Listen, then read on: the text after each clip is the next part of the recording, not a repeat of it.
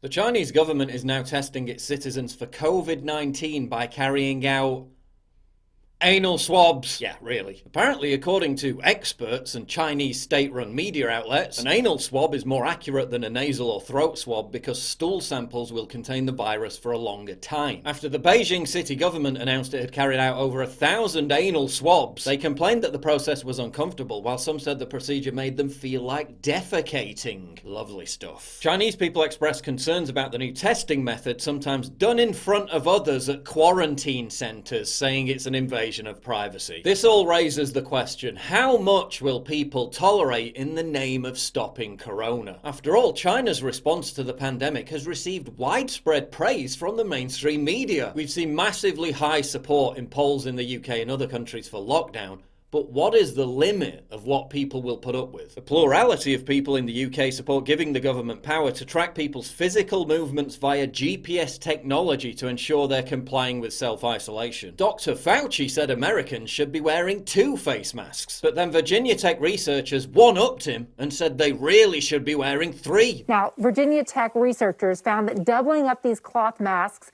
increases the efficacy from 50 to 75%. A 3-layer mask could block up to 90% of the particles. Despite another doctor warning that this could cause breathing difficulties, but then another doctor one-upped them and said Americans should be wearing 4 face masks. But what percentage of Brits or Americans, if the experts said it was necessary, would give consent for the state to have access to their